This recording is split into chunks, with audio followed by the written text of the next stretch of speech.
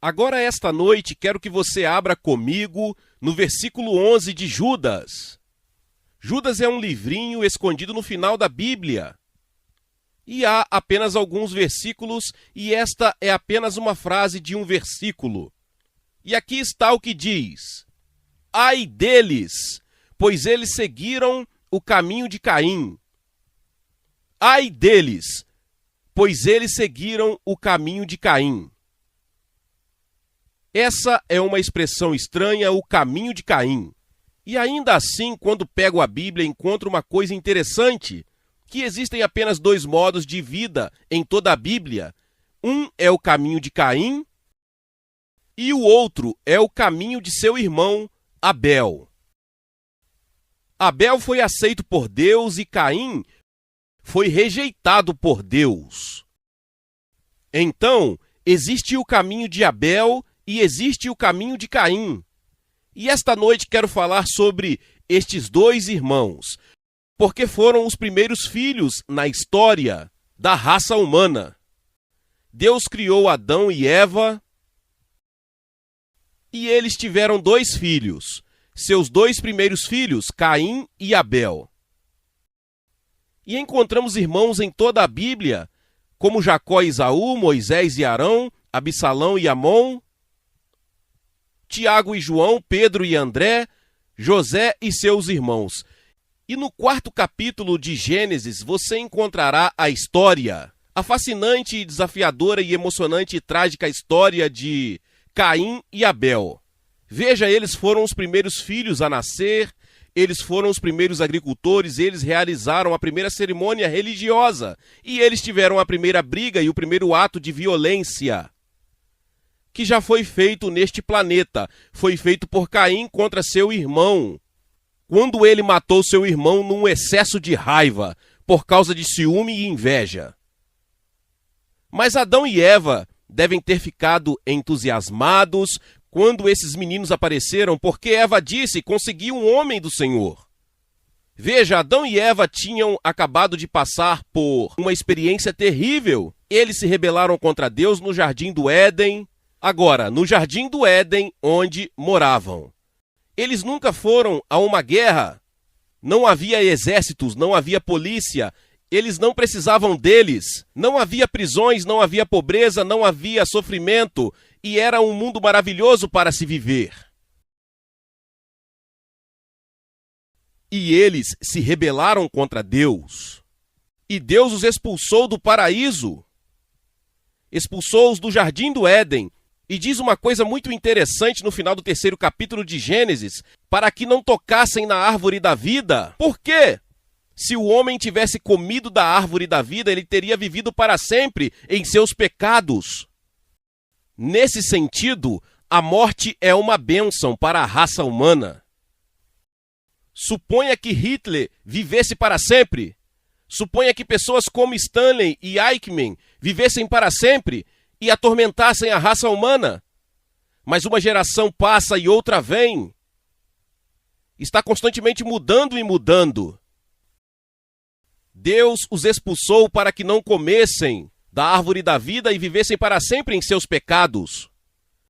Mas Deus também prometeu, antes de expulsá-los, Deus prometeu que um dia ele enviaria um redentor. E ele ilustrou isso saindo e matando alguns animais e derramando sangue e vestindo Adão e Eva com peles. E Deus estava ensinando que a única maneira de nos aproximarmos dele no futuro para sempre,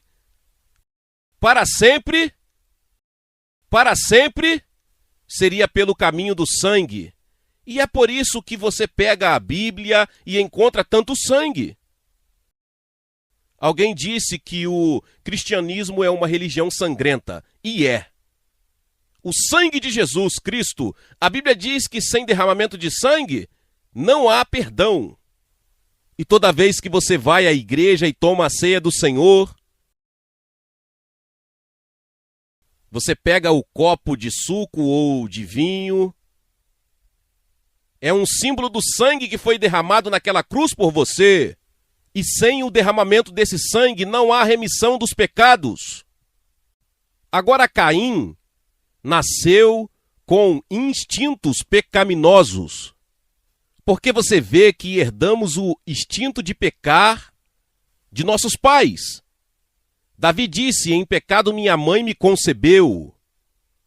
Isaías disse: todos nós nos desgarramos como ovelhas. Lemos em nosso jornal na semana passada como eles agora estão pintando latas de lixo e sacos de lixo com cores psicodélicas, e eles ficaram lindos. Eu vi alguns deles, mas por dentro ainda é lixo. Agora você está todo arrumado esta noite.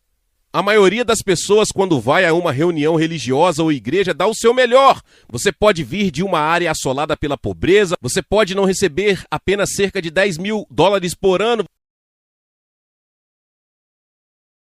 Você pode estar em extrema pobreza e você pode estar sofrendo nesta bela parte da grama azul de Kentucky. Mas por dentro, o ciúme, o orgulho, a luxúria, a idolatria, todos os pecados dos quais a humanidade é culpada estão escondidos dentro do seu próprio coração. Você sabe, Jesus disse aos fariseus de seus dias que eles eram sepulcros caiados, mas por dentro eram ossos podres de morte.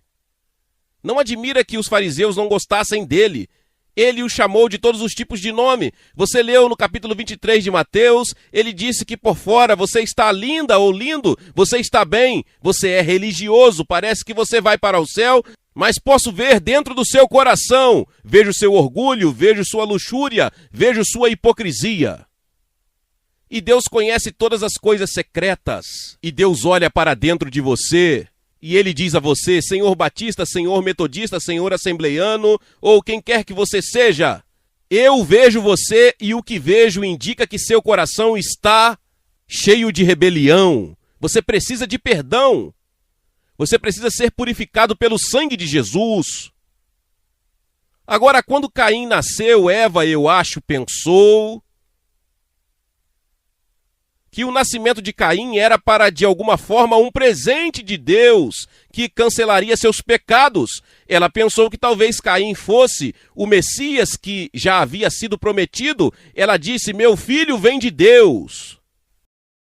Você sabe, há evidências em todos os lugares de que todos nós gostaríamos de cancelar nosso passado e nossos pecados. Gostaríamos de entrar em contato com Deus de alguma forma, mas se rejeitamos o caminho de Deus e seguimos o caminho de Caim, como Caim rejeitou a Deus, a que recorreremos? Nos voltaremos para as estrelas? Recorreremos a qualquer coisa que nos livre dessa culpa e nos dê algum propósito e significado em nossas vidas, sobre o porquê de existirmos. E Eva pensou que talvez Caim fosse ajudá-la, seu filho. Mas Caim nasceu num mundo com enormes vantagens. Nunca houve uma guerra. Não havia ódio nem ciúme. Sem pobreza. Ele tinha tudo que uma pessoa poderia desejar. Ninguém nunca foi morto. Ninguém nunca foi assassinado. Ninguém nunca roubou nada. Era um mundo maravilhoso. E Caim também era religioso. Ele e seu irmão eram religiosos. Mas isso não o satisfez de alguma forma. Caim decidiu rejeitar o caminho de Deus. Caim decidiu seguir o seu próprio caminho. E existem apenas dois modos de vida: o caminho de Caim e o caminho de Abel. Ambos eram religiosos e vieram adorar a Deus, mas vieram de forma diferente. Deus disse: sem derramamento de sangue não há perdão. Então Abel trouxe um sacrifício de sangue. Foi feio, estava sujo. Por que Deus escolheu o sangue? Você já pensou sobre isso? Muitos de nós sentimos repulsa ao ver sangue, odiamos ver isso. Nossos pecados são feios, nossos pecados são sujos, e toda vez que vemos sangue, isso nos lembra de nossos pecados que são feios diante de Deus e causarão julgamento. Mas Caim não trouxe sangue. Ele disse: é muito sujo, é muito feio, vou trazer as melhores frutas que tiver, vou trazer os melhores vegetais que tenho, como oferta a Deus. Mas a Bíblia diz: é melhor obedecer do que sacrificar. A Bíblia diz: somente pelo sangue. Dizemos que podemos chegar lá de outra maneira. Nós descobrimos nosso próprio caminho. Você sabe, muitas pessoas acreditam em Jesus hoje. Elas estão aceitando Jesus como um herói revolucionário. Muitas pessoas estão cantando sobre Jesus, escrevendo sobre Jesus. Tudo bem, espero que continuem assim. Mas tenha certeza de quem Jesus é. Ele é mais do que apenas uma estrela. Jesus é o Filho do Deus vivo. E quando ele morreu na cruz, ele nunca ficou lá. Ele ressuscitou dos mortos. Ele está vivo. E quando ele derramou seu sangue, aquele sangue significava algo, significava que Deus agora era capaz de perdoar todos os seus pecados. Significava que Deus agora era capaz de transformar você e escrever seu nome no livro do céu. Porque Jesus Cristo morreu naquela cruz. Deus agora pode permanecer justo e ser o justificador do pecador. Veja, se assim posso dizer com reverência, Deus enfrentou um dilema. Deus disse: o salário do pecado é a morte. Você tem que morrer. Você está sob a sentença de morte. Como pode Deus vir e simplesmente perdoar e acabar com isso? O júri diz que um homem como Charles Manson é culpado. Mas suponha que o juiz dissesse: vamos deixar Charles voltar. Ele tem todas aquelas namoradas e todas essas responsabilidades e as outras coisas, vamos simplesmente esquecer tudo isso. Isso não seria justiça. Suponha que Deus diria isso para você. Você é culpado, eu sou culpado. Quebramos as leis de Deus, todos nós. Deus não pode vir e dizer: vamos esquecer isso. A menos que alguém pague a pena de morte. Estamos sob sentença de morte. Bem, alguém pagou a pena de morte, por mim e por você. Jesus Cristo na cruz pagou a pena de morte. Derramou seu sangue. E agora Deus pode dizer: eu te perdoo, a dívida está paga. É assim que Deus nos ama. Isso é o que é o Evangelho. A palavra Evangelho significa boas novas. E a boa notícia para toda a raça humana. Negra, branca, amarela, vermelha, seja você quem for. Qualquer que seja a sua posição social, o seu status educacional, Deus está dizendo: eu te amo, eu te perdoo. Esse é o Evangelho. E não me importa quais são os seus pecados, não me importa quão ruins eles sejam, quão negros eles sejam, quão sujos eles sejam. Deus diz: eu te perdoo, eu te amo, e provei isso entregando meu filho na cruz. Esse é o caminho de Abel. Agora o caminho de Caim é dizer a Deus: não, eu quero ir para o céu, quero ser salvo, mas vou seguir meu próprio caminho. Eu não vou seguir seu caminho, Deus. Eu não gosto do caminho do sangue, não gosto de seguir o caminho da cruz. Não quero morrer para mim mesmo. Não quero desistir de tudo que amo, de todos esses meus desejos e paixões. Eles podem estar errados, mas, Senhor, quero mantê-los. Vou seguir meu próprio caminho, de alguma forma chegarei lá. Não, você não vai. Só há um caminho para o céu, uma porta. É o caminho da cruz. E sem a cruz não há salvação. De acordo com a Bíblia. Então eles trouxeram seus sacrifícios a Deus. E você sabe, estamos fazendo a mesma coisa.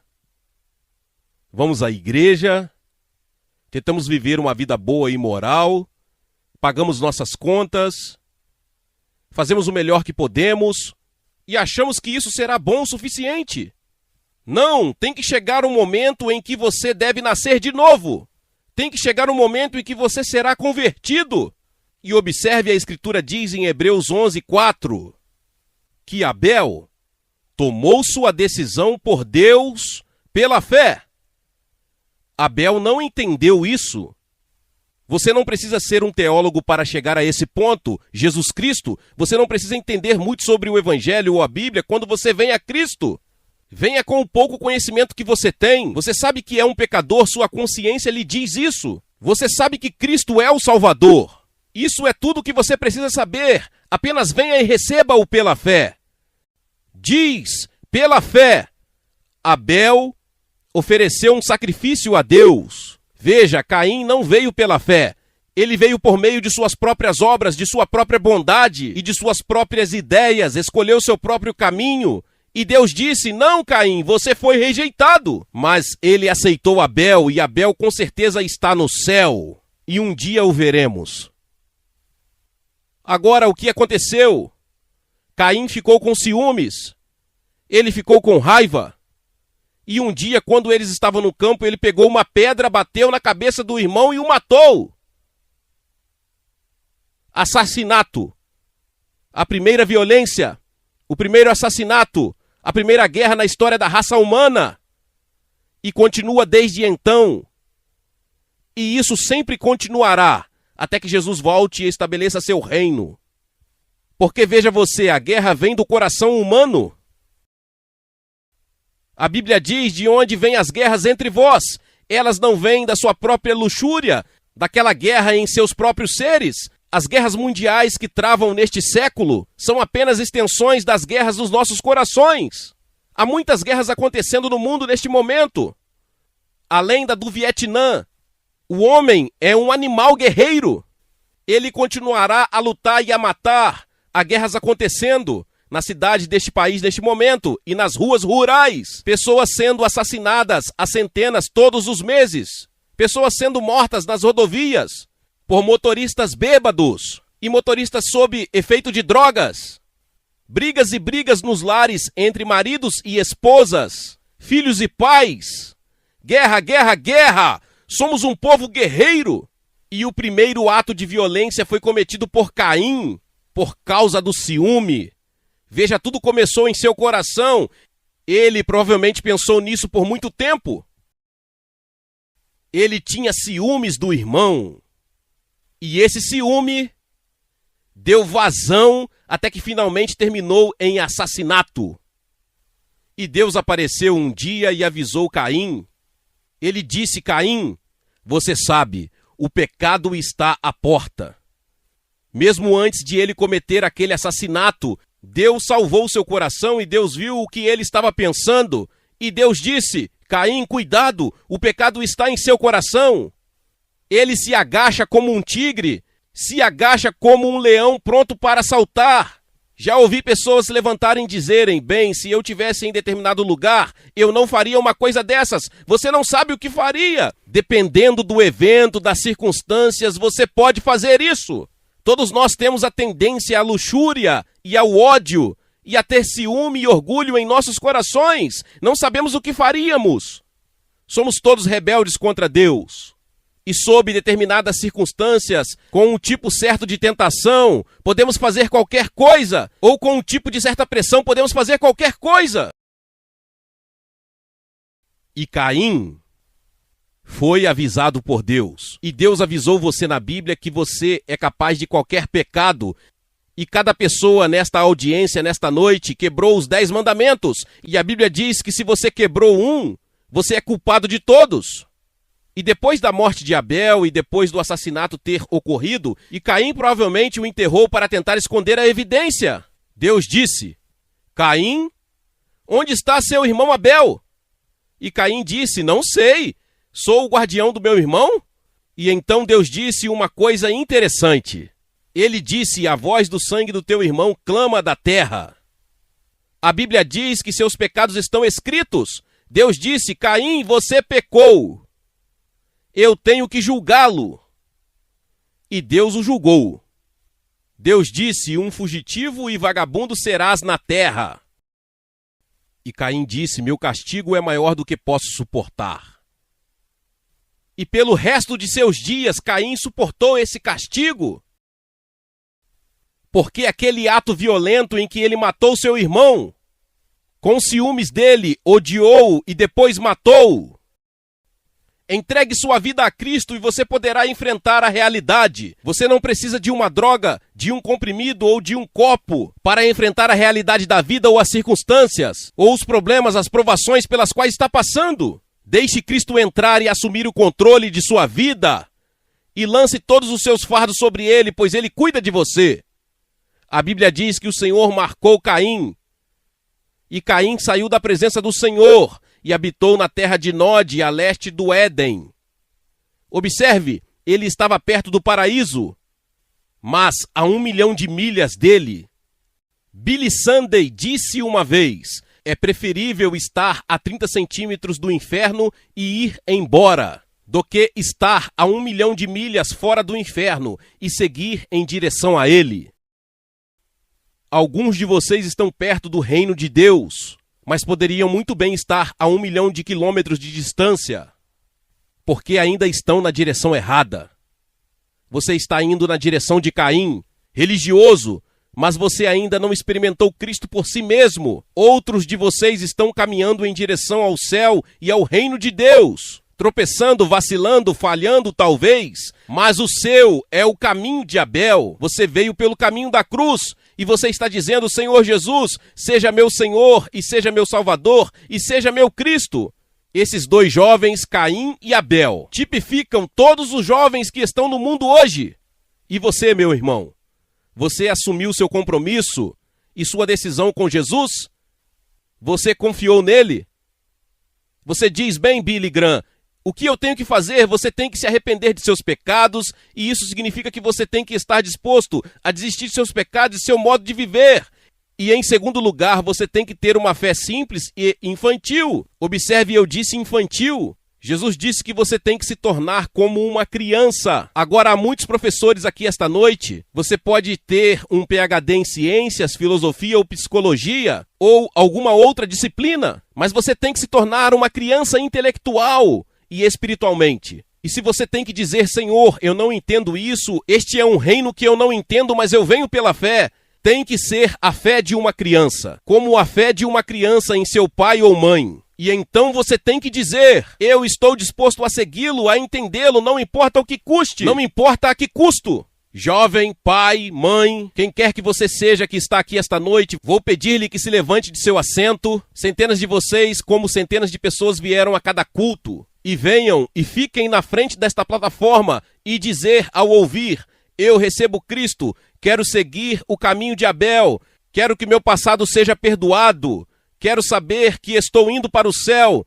Vou pedir para você se levantar e vir agora mesmo. E depois que você vier, vou lhe dar uma palavra, vou fazer uma oração por você, vou lhe dar um livro e você pode voltar e se juntar aos seus amigos. Se você estiver com amigos ou parentes, eles esperarão. Se você veio de ônibus, eles esperarão. Alguns de vocês que estão na galeria levarão 1 ou 2 minutos para virem, mas se levante-se, vem agora mesmo. Centenas de vocês, apenas levante-se de todos os lugares e venham ficar aqui em silêncio. O coral vai cantar Justo Eu Sou. Você pode estar no coral e Deus falou com você esta noite. Há uma voz que lhe diz que você deve vir, a voz do Espírito de Deus. E você pode nunca ter outro momento como esse. Levante-se e venha.